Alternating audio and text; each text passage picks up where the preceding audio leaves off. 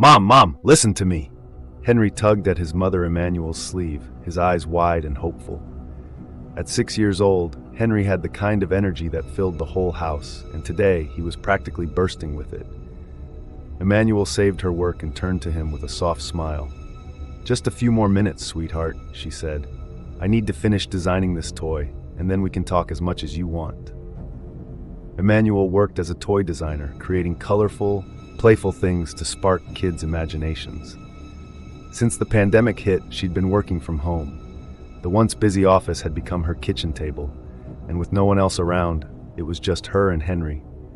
The house had grown quiet.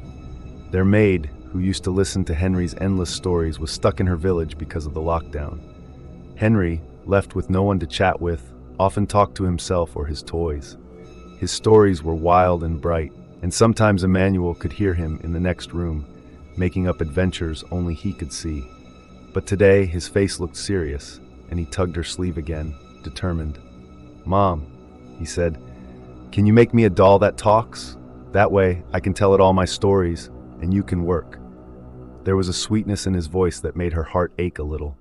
She chuckled softly and nodded, deciding to see what she could find. Heading to the storeroom, Emanuel remembered some toy prototypes that had arrived a few days ago. They hadn't been opened yet, so she rummaged through the boxes until she found a doll she'd worked on not too long ago. It had a pretty porcelain face, shiny clothes, and big glassy eyes that seemed to stare right through you.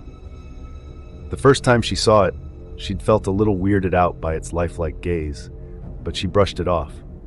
Kids love toys that felt real. She handed it to Henry, and his face lit up.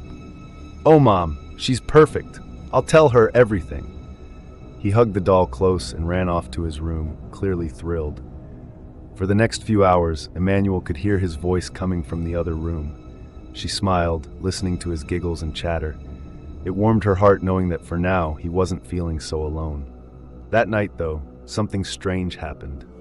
When Emanuel called Henry for dinner, he came to the table with his doll, clutching it like it was something precious. He ate his food in a hurry, then reached over to her plate and started eating her food too, which he'd never done before. She laughed, surprised. "Someone's hungry tonight, huh?" But he just looked at her and shrugged, his focus still on the doll. The days went on and Henry kept talking to the doll. Emanuel didn't mind. She was happy that he'd found a little friend to keep him busy. But soon, his behavior grew different. His stories, once full of bright worlds and happy endings, started turning darker. Emanuel often heard him whispering things in his room, his voice low and secretive, like he was sharing something private. When she tried to listen in, she couldn't catch much, only his whispers and sometimes soft giggles. One evening, Emanuel was working late when she heard Henry laughing, but it didn't sound like his usual laugh. There was something strange, almost too deep about it. She went to check on him and found him sitting on top of his wardrobe, holding the doll tightly. Her heart skipped a beat. "Henry, how did you get up there?" She could hardly breathe, fear tightening her chest. The wardrobe was tall. He couldn't have climbed it alone. He looked down at her and shrugged. "The doll told me to sit here. She helped me climb up," he said calmly, as if that made perfect sense. A chill ran through Emanuel. "Please come down. It's dangerous up there." She reached out to help him, watching him closely as he climbed down. In the days that followed, Henry only grew more attached to the doll. He talked to it non-stop, sometimes holding it close, his little fingers brushing its hair, and the doll, its face looked different each time she saw it. At first, she thought she was imagining things, but soon she started to feel like its eyes were watching her, like it was aware of her. One night, as she called him for dinner, Henry just stared at her and said, "The doll told me not to eat anymore. She said if I stop eating, I'll turn into a doll too. Then I can live in her world forever." His voice was soft, almost dreamy, and his eyes seemed distant. Emanuel felt her stomach twist with fear. She reached out to him, her hand halfway in the air, when suddenly she froze. It was as if her arm had hit an invisible wall. She couldn't move. Her son stared at her, his eyes glowing red, a cruel little smile playing on his lips. And then, from the doll's mouth, a strange, raspy laugh echoed through the room. It was Henry's voice, but it didn't sound like him. It sounded wrong. Like someone had twisted his voice, made it older, darker. "You can't touch us, Mom," he said in a voice that wasn't his own. "The doll told me you're not allowed." Panic washed over her as she backed out of the room, her legs trembling. She slammed her door shut, her heart racing. This wasn't her son.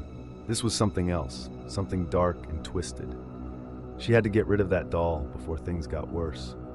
When morning finally came, Emanuel gathered her courage and went back to Henry's room. He was asleep, curled up peacefully, but the doll lay beside him, its eyes locked onto her. She couldn't take it anymore. With shaky hands, she picked up the doll, took it outside, and smashed it to pieces on the ground.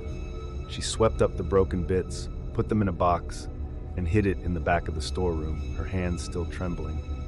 That night, as she sat with Henry at dinner, she watched him closely. He seemed to be his usual self again, laughing and talking, the strange behavior gone. For the first time in days, she felt like she could finally breathe. Just as she started to relax, Henry looked at her with wide eyes and asked, "Mom, have you seen my doll? I've looked everywhere for her. She's gone." The words sent a chill through her spine. Keeping her voice steady, she replied, "Maybe she went away to play somewhere else." He looked at her, a flicker of sadness in his eyes. "Oh, I hope she's okay." Emanuel forced a smile, trying to ignore the sinking feeling in her stomach. When he finally went to bed, she decided to check the storeroom. She needed to make sure the doll was still there, broken and locked away. But as she opened the box, her breath caught in her throat. The doll pieces were gone. The box was empty. A cold sweat broke out across her forehead.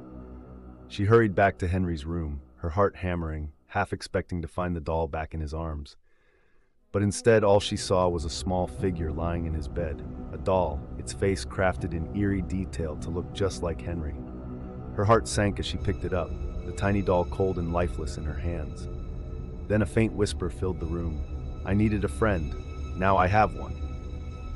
Emanuel's hands trembled as she stumbled back. Her mind raced, trying to make sense of it. But there was only one thing she knew for sure. Her son was gone.